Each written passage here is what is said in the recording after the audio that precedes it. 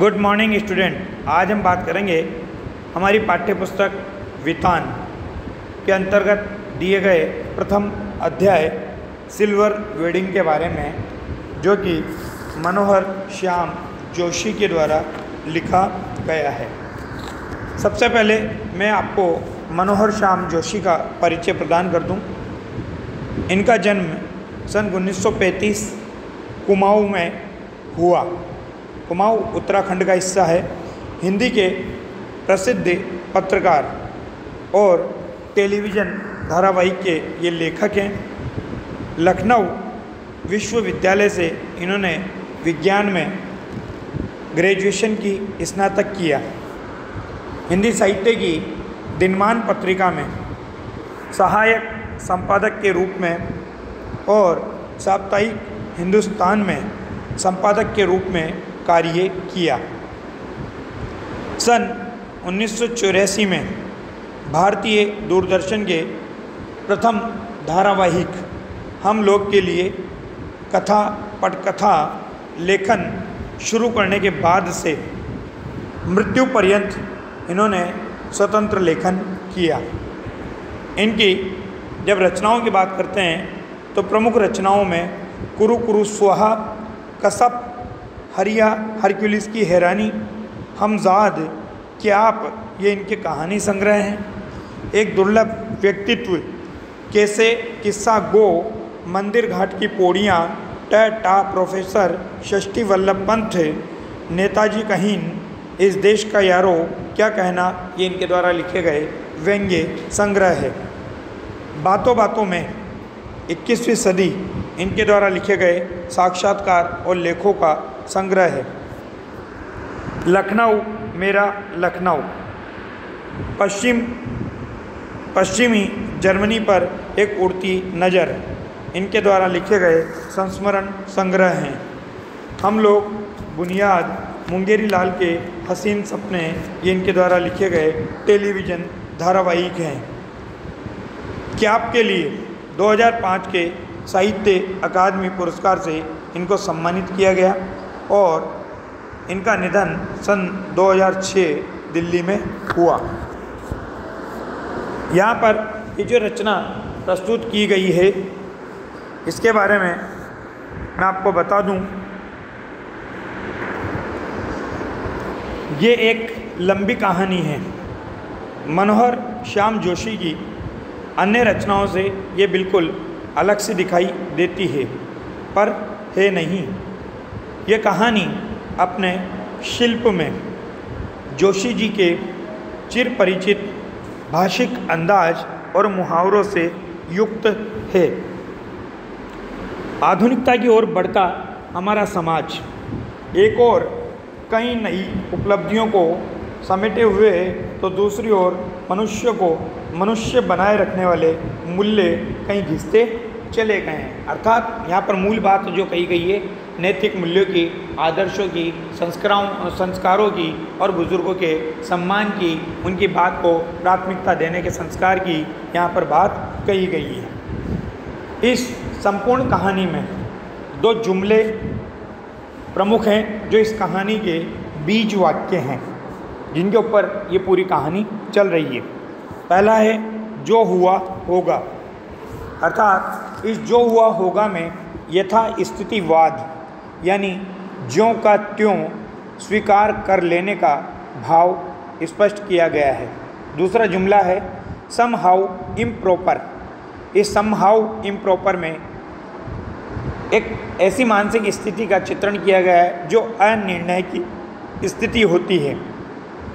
अनिर्णय की स्थिति, ये दोनों ही भाव इस कहानी के मुख्य चरित्र यशोधर बाबू के भीतर के द्वंद्व हैं। ये दोनों ही स्थितियाँ हालात को ज्यों का त्यों स्वीकार कर बदलाव को असंभव बना देने की ओर ले जाती है। महत्वपूर्ण बात यह है कि यशोधर बाबू इन स्थितियों का जिम्मेदार किसी व्यक्ति को नहीं ठहराते, वे अनिर्णय की स्थिति में हैं। यशोधर बाबू जहां बच्चों की तरक्की से खुश होते हैं, वहीं समहाउ इम्प्रॉपर यह भी अनुभव करते हैं कि वह खुशहाली भी कैसी जो अपनों में परायापन पैदा कर दे। इसी द्वंद्व के साथ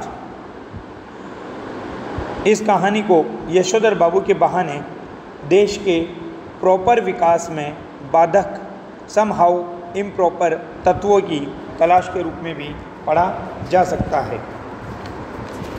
अब बात करते हैं हम कहानी के बारे में।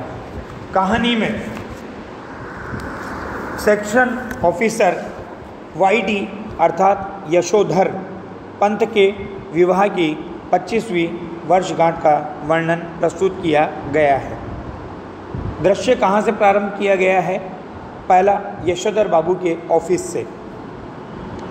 यशोधर बाबू अपने विभाग में सेक्शन ऑफिसर हैं जो अपने कार्यालय में ठीक तय समय तक बैठते हैं और उनके बैठे रहने के कारण उनके अधीनस्थों को भी, मतलब उनके नीचे के कर्मचारियों को भी उसी समय तक बैठना पड़ता है।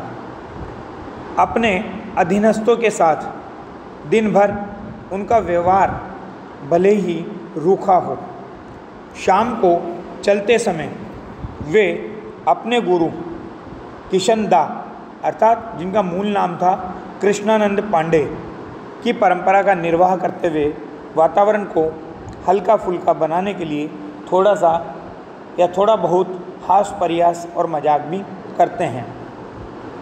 वे अपने अधीनस्थ असिस्टेंट ग्रेड के लिपिक चड्डा की धृष्टता को भी अनदेखा कर देते हैं कि वो किस तरह उनका मजाक उड़ाता है, उसकी इस धृष्टता को भी वो क्षमा कर देते हैं। यही इस ऑफिस की बातचीत में मालूम होता है कि आज के ही दिन 25 वर्ष पूर्व यशोधर बाबू की शादी हुई थी। अगले दृश्य में बताते हैं ऑफिस के बाबुओं का आग्रह कि वो 25 वर्ष पूर्व यशोधर बाबू की शादी की जो सिल्वर वेडिंग थी उसके लिए चाय नाश्ते की व्यवस्था की बात करते हुए दिखाई देते हैं। यशोधर बाबू को अपने पूर्ववर्ती अधिकारी किशनदा का स्मरण हो आया, जिनके बारे में मैंने बात की, जिनका नाम था कृष्णानंद पांडे, और कुछ क्षण के लिए उनके साथ बिताए गए समय की स्मृतियों में वो खो गए। चड्डा के पुनः बोलने पर यशोधर बाबू के मुख से अचानक यह वाक्य निकल गया, now let me see, I was married on 6 February 1947। Office के दूसरे बाबू ने हिसाब लगाकर तुरंत उत्तर दिया, many happy returns of the day sir, आज तो आपका सिल्वर वेडिंग है। यशोधर सिल्वर वेडिंग को गोरे साहबों के चोचले बताते हैं क्योंकि वो परंपरावादी रूढ़िवादी व्यक्ति हैं, किंतु ऑफिस के अधीनस्थ बाबू चड्डा व मेनन चाय मट्ठी लड्डू की मांग करते हैं। यशोधर जी चाय के लिए 10 रुपये तो देते हैं, किंतु इसे समहाउ इम्प्रॉपर मानते हैं। अतः सारे सेक्शन के आग्रह पर भी वे सिल्वर वेडिंग मनाने को तैयार नहीं होते। उन्होंने 10-10 के 2 नोट और दे दिए, किंतु उस आयोजन में वो सम्मिलित नहीं हुए। आगे ऑफिस के बाद यशोधर बाबू का दैनिक कार्यक्रम प्रस्तुत किया गया है। यशोधर बाबू बाय सर्विस से तरक्की पाते हुए आज सेक्शन ऑफिसर हैं। उनके आदर्श उनके पूर्ववर्ती अधिकारी किशनदा हैं। वे अपने व्यवहार में किशनदा का अनुकरण करते हैं। किशनदा के मार्गदर्शन में वे आज यहाँ तक पहुँचे हैं। यशोधर जी किशनदा के समान ही सिद्धांतों के धनी हैं। ऑफिस के बाद वे प्रतिदिन बिरला मंदिर जाते हैं, वहाँ बैठकर प्रवचन सुनते हैं अथवा स्वयं ध्यान लगाते हैं। वहाँ से पहाड़गंज निकल जाते हैं, वहाँ से साग सब्जी खरीदते हैं। इसी समय लोगों से मिलना जुलना कर लेते हैं। घर से ऑफिस और ऑफिस से घर वे पैदल ही आते जाते हैं। ऑफिस का समय तो 5 बजे का है, किंतु वे घर रात्रि को 8 बजे ही पहुंचते हैं। धन्यवाद। आगे का घटनाक्रम मैं आपको अगली कक्षा में प्रस्तुत करूंगा।